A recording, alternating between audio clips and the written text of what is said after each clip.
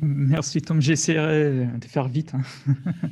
Bon, merci Tom, merci à tout le monde. Merci surtout aux organisateurs de m'avoir programmé juste après Raphaël, parce que je pense que ça va être un bon lien entre sa présentation et la mienne. Je partage mon écran. Tchac, tchac, tchac. Bon, c'était très intéressant qu'on a vu ces travaux de Raphaël, parce qu'on verra que ma notion de live patching, elle est très différente, voire même détournée, en fait. Je pense on peut en discuter, mais je vais tout expliquer. Mais ces projets-là, il est arrivé presque par hasard. C'était dans le concours de circonstances de l'an dernier, où on ne pouvait plus faire des concerts, où on était tous coincés. Et là, on a lancé un projet ici à la Messages Paris Nord sous de nouvelles manières de faire de la musique, notamment en réseau, pour faire des choses à distance. Et on a utilisé aussi toute notre recherche qu'on avait faite depuis 2016, notamment sur le projet Musical, le projet ANR, qui a livré le logiciel Kiwi, que vous connaissez presque tous, j'imagine. Et en parallèle, on avait déjà un partenariat avec le Conservatoire de Saint-Denis, avec qui on contribue depuis presque 10 ans. Et on ne pouvait plus, on était dans la condition, on ne pouvait plus faire des concerts, ou au moins, on devrait réformuler notre façon de collaborer. Dans toutes ces circonstances-là, on s'est dit comment on peut continuer notre travail, notre collaboration avec un petit groupe d'étudiants. Je vais tout raconter tout à l'heure, mais on avait un atelier participatif avec trois étudiants de conservatoire, comment dirais-je, euh, des étudiants musiciens, musiciens et instrumentistes, mais qui n'étaient pas initialisés à l'informatique musicale. Ils n'avaient aucune information là-dessus. Et tout de suite, on s'est dit, pourquoi pas ne pas utiliser tout ce qu'on avait appris, tout ce qu'on avait travaillé avec Kiwi dans ces groupes-là. Bon, juste pour rappel, bon, Kiwi, je pense que vous connaissez presque tous. Qu'est-ce que c'est les QI? Là, on a trois exemples de copies d'écran. Là. Ici, les deux premières simulent l'interaction de deux utilisateurs. Donc, imaginons qu'ici, c'est un utilisateur, et ici, c'est le deuxième utilisateur. Chacun sont dans un endroit complètement éloigné. Ils peuvent être dans la même salle, mais ils peuvent être connectés sur Internet dans deux régions complètement différentes du monde. Et là, ils sont en train de chacun manipule le même patch. Donc, le patch, il est hébergé en ligne et chacun, il manipule de façon assez indépendante. En fait. Donc, le résultat sonore, en fait, la sortie d'ASP, elle est individuelle. Chacun va avoir un résultat différent à partir d'un même patch.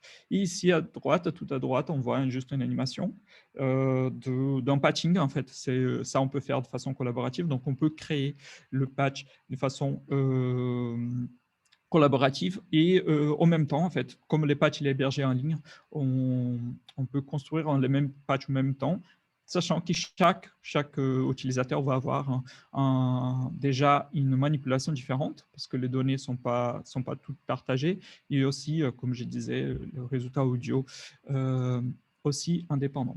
Donc, en 2018, quand j'ai commencé à travailler avec Kiwi, j'ai connu, pas complètement par hasard, un groupe de chercheurs, de jeunes chercheurs qui travaillaient déjà avec les live patching, un peu dans le même style que Raphaël nous a présenté, mais ils travaillaient beaucoup avec Pure Data. Pourquoi? Parce qu'ils ils avaient des publics très, très différenciés qui n'étaient pas forcément d'informatique musicale, ils étaient plus à l'aise avec Pure Data. Et là, je leur présentais Kiwi, ils étaient tous intéressés, et tout de suite, on a commencé à collaborer ensemble. Donc là, ça c'est un exemple d'une de notre performance, si on peut dire. Ici, dans les points en rouge sont les gens qui ont participé à une performance particulière. On était tous les trois groupes connectés sur un même patch, de la manière je viens de montrer. En bleu sont deux autres groupes avec qui on a collaboré, mais qui n'ont pas forcément participé à cette expérience. Et là, on voit deux photos, en fait, deux groupes. Là, celle-ci à droite, c'est moi avec mes étudiants à l'Université de Paris 8. Et au même temps, il y avait deux groupes, un à l'Université fédérale de Rio Branco, au cœur de l'Amazonie. Hein, on voit presque au Pérou, là, et un autre groupe à João Pessoa, où est basé une bonne partie de ces groupes que je viens de mentionner. Donc là, on a fait pas mal d'expériences, c'était très intéressant. C'était au moment où j'ai découvert les live patching. Avant, je vous avoue que je n'avais aucune expérience là-dessus. Et j'ai appris avec eux, en fait. Donc, déjà, j'ai compris les bases. Donc, que les principes de live patching selon ces groupes, c'est de commencer un patch à zéro. C'est-à-dire, on commence un patch complètement vide et on commence à coder à partir de ces patchs. Et notre toute première expérience, c'était très intéressant parce qu'avec ma classe à Paris 8, c'est une classe des CAO, c'est une classe des licences, ils étaient déjà en deuxième année, donc ils avaient un peu les bases de l'informatique musicale. On était déjà un peu avancé dans le programme de cours et on avait déjà vu la modulation de fréquence, par exemple. Donc, quand on a commencé les patchs 0, c'était la seule consigne, tout de suite, on a commencé à faire des modulations de fréquence. Alors que le groupe à João Pessoa et au Branco, il commençait à faire oscillateur par oscillateur. Donc ça, c'était très intéressant parce qu'on a vu que rien qui dire commencer à 0 peut dire plusieurs choses différentes selon le contexte. Donc, pour une deuxième expérience, on s'est dit que commencer à 0, ça veut dire commencer objet par objet. Et là, on a commencé à entrer plus ou moins dans disons, dans la même idée. Et après, on a fait pas mal de choses, des choses intéressantes qui ont été documentées, qui ont été publiées, tout ça.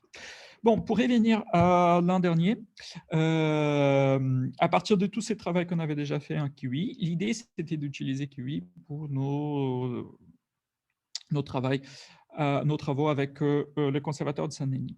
La question, c'est que Kiwi, comme j'ai dit, il a été le résultat d'un projet ANR qui a fini en 2018. Et du coup, le logiciel, il n'y a plus de support depuis. Et on a essayé de continuer à le développer, mais c'est très difficile sans une équipe dédiée en temps intégral, temps complet. Et donc, à partir de ces constats-là, on a lancé presque de perspective pour le groupe de travail qu'on va parler tout à l'heure, de musique en réseau. Donc, une de nos perspectives, c'est de trouver un futur pour Kiwi. Mais à l'heure actuelle, plusieurs fonctionnalités sont plus à jour, notamment les fonctionnalités qui permettent la collaboration. Donc, c'est-à-dire que notre idée de faire de living collaboratif, le patching collaboratif avec Kiwi, il était un peu compromis. Donc, ce qu'on a dit, c'est comment on peut travailler avec les conservateurs de Saint-Denis en ayant le même principe. Bon, là, c'était une de premières séances, et je pense que c'était la toute première séance. Comme je disais, j'avais 3 étudiants adolescents d'instruments. Et là, j'ai dit, bon, si on doit commencer à patcher ensemble, on commence par Pure Data, parce que c'est la solution la plus, disons, la plus immédiate. Et là, ce que je fais dans la toute première séance, on a commencé à découvrir Pure Data, les fonctionnalités des bases, en fait, comment créer un objet et tout ça. Et tout de suite, commençait déjà à tester avec les instruments. Et bon, vous imaginez, j'imagine qu'avec 3 séances, c'est presque impossible de préparer quelque chose qui puisse être présentable. Et donc, je changeais un peu les stratégies et j'ai commencé à montrer des choses déjà préfabriquées, mais qu'ils pouvaient déjà manipuler.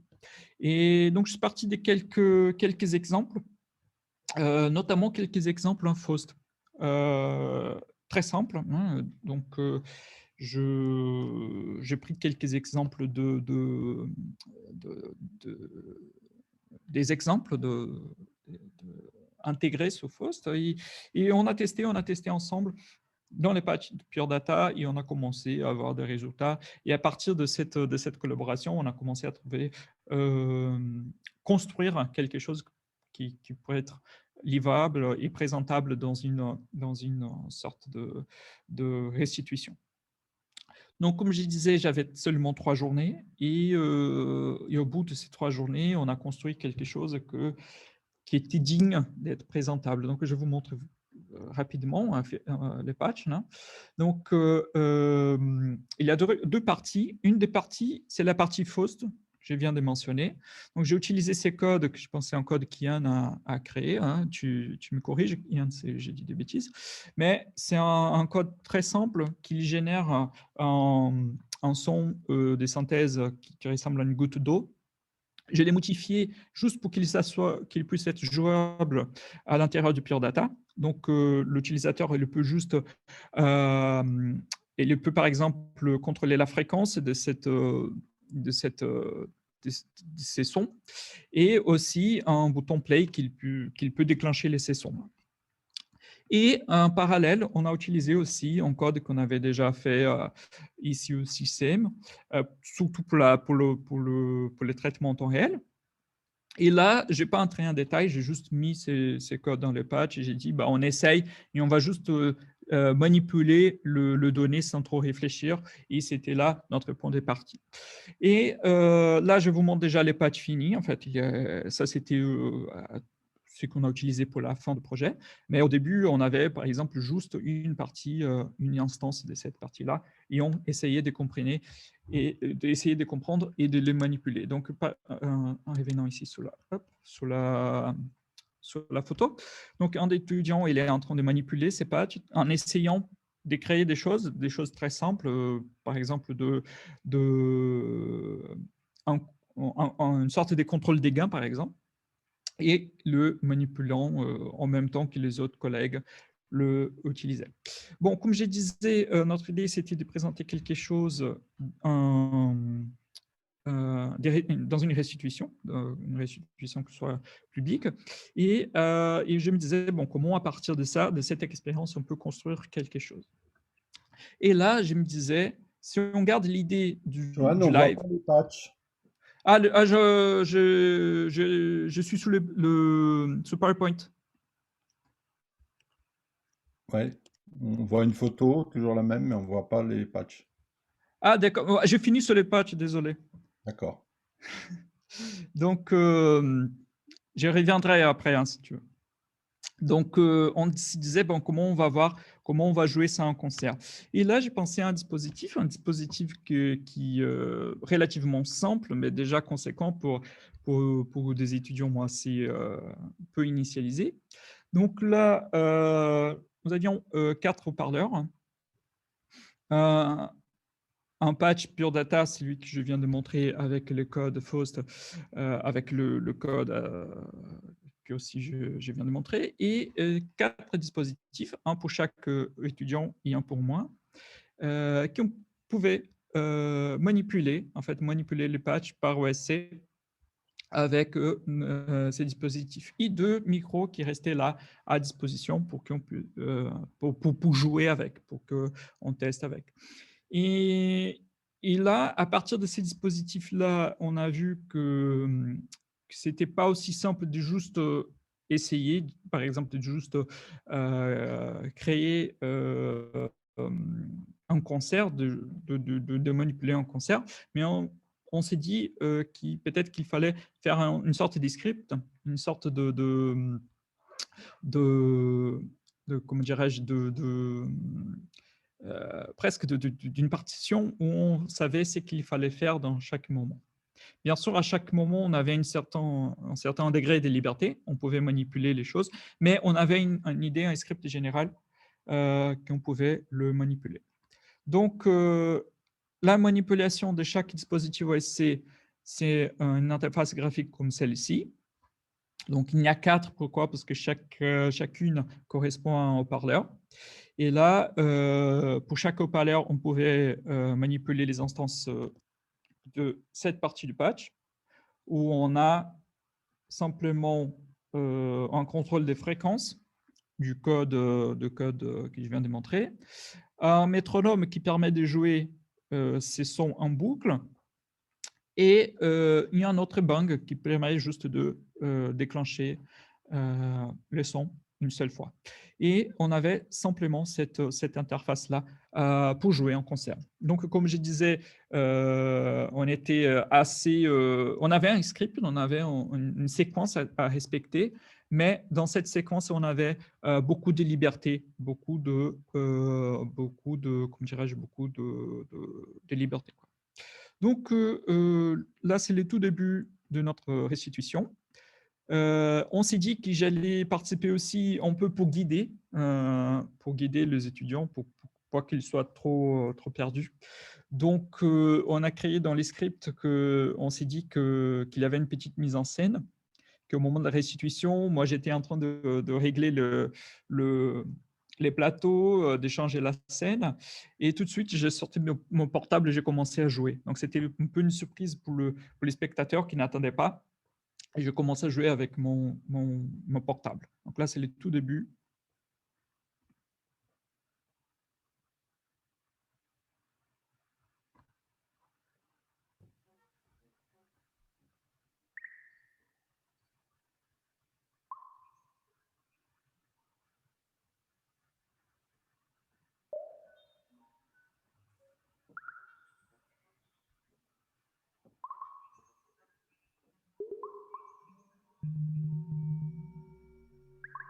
Donc là, c'est le tout début. Donc le moment que je lance le premier son, c'est un peu les signes pour le participant pour qu'il vienne, qu'il rentre en scène.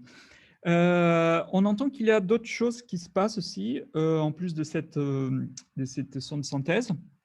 C'est les traitements en temps réel. En fait, on a découvert dans le, pendant l'atelier que si on faisait un feedback, c'est-à-dire les sons qui sortaient de haut-parleurs, qui entraient et étaient traités en temps réel, c'était intéressant. Donc, on s'est dit, on essayait de manipuler la même chose. Donc, c'est qu'on entend, en fait, comme cette continuation, en fait, ces traitements sous les sons de synthèse, en fait, c'est un feedback de micros qui sont placés sur scène. Donc, la deuxième partie, on développe, on continue notre script, et la moitié de la restitution, les étudiants commencent à tour de rôle tester la partie temps réel au même temps que les autres. Hop, je reviens là. Au même temps que les autres continuent avec la manipulation de cette interface graphique.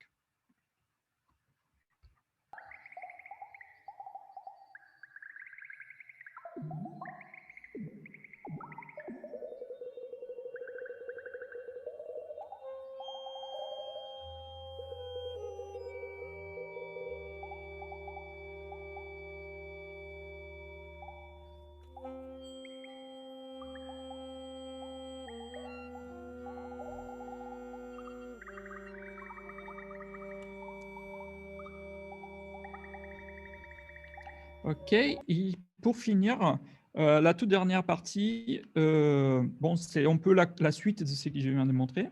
Donc, les étudiants, ils sortent un peu de la scène un après les autres, et c'est comme ça que la pièce finit. Juste, c'est que c'était très important pour les étudiants, c'est que cette manipulation de cette synthèse en temps réel, en même temps qu'ils essaient avec leur instrument, ça leur fait développer, par exemple, l'oreille. Ils devraient trouver une relation, en fait, un rapport entre ce qu'ils étaient en train de jouer avec le son de ce qu'ils jouaient avec l'électronique, avec ce qu'ils entendaient des collègues et aussi ce qu'ils entendaient de l'électronique. Et cette deuxième partie, la fin là de notre restitution montre un peu ça, comment ils devraient intégrer le son de l'électronique dans leurs jeux instrumentaux.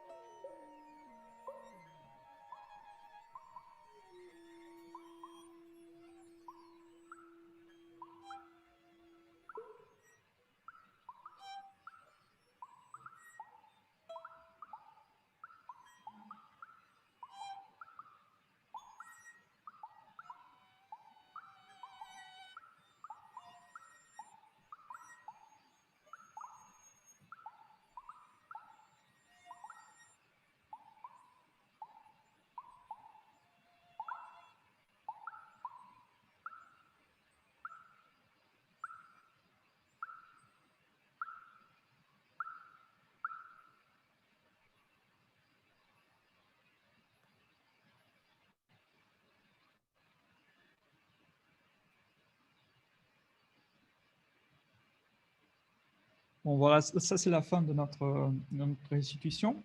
Donc, comme j'ai dit au tout début de la présentation, la notion de live patching, finalement, c'était très détourné, en fait. Il n'y a pas eu du patching en temps réel, en fait. Au moment de la restitution, on a joué un patch plutôt qu'écrire un patch. Mais je pense que c'est aussi une perspective à continuer dans cette direction, notamment par rapport à ce qu'on va parler au groupe des travail, donc la fin de la matinée, là, et qui notamment va revenir sur des perspectives de logiciels QI et de son développement.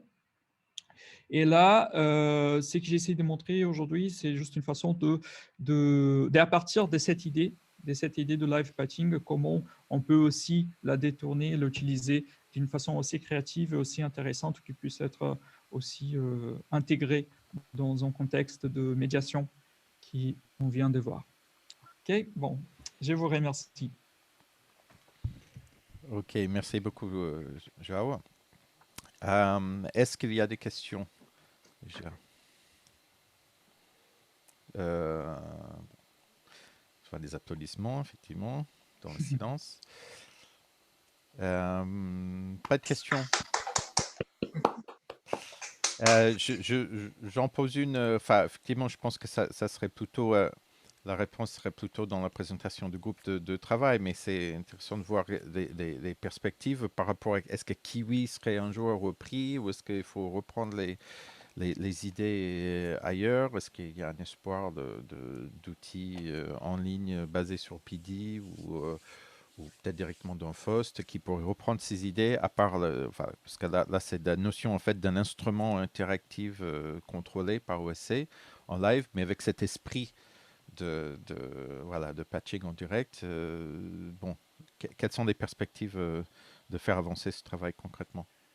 Je pense qu'on a beaucoup de questions et très peu de réponses. Je pense que d'abord, il faut trouver des financements. Je pense que ça, c'est la toute première question. Moi, je pense qu'il y a deux solutions. Une solution, c'est de continuer à faire revivre Kiwi. Donc, c'est pas aussi simple, hein. Je ne sais pas si Pierre est là, mais il pourra peut-être en dire plus. Mais c'est pas aussi simple le problème continue, en fait. Il faut en développement presque en continu. Donc, c'est pas un financement d'un an, 2 ans, c'est presque un financement. L'autre question, c'est d'intégrer les fonctionnalités des Kiwi dans d'autres logiciels. Et ça, c'est aussi intéressant. Je pense que c'est peut-être la plus appropriée.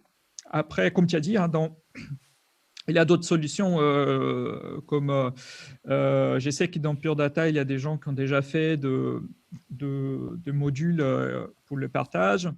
Moi, je pense que cette deuxième solution-là, elle est peut-être la plus envisageable parce qu'on peut forcément agrandir la communauté et voilà. Mais je n'ai pas plus qui ça. J'ai pas plus. À mon avis, c'est même une question de perspective après les groupes de travail. Je pense que dans les groupes de travail, on va vraiment discuter ces questions pour qu'après, on trouve la solution la plus appropriée. Pardon. Vas-y, Yann. Il y a Xiong Ren qui est là, qui développe un outil qui s'appelle JS Patcher. Et du coup, on pourrait imaginer qu'il puisse y avoir une forme, je ne sais pas, de convergence entre Kiwi et JS Patcher. Je ne sais pas ce que vous en pensez les uns les autres. Oui, je pense que c'est tout à fait dans notre esprit. Hein.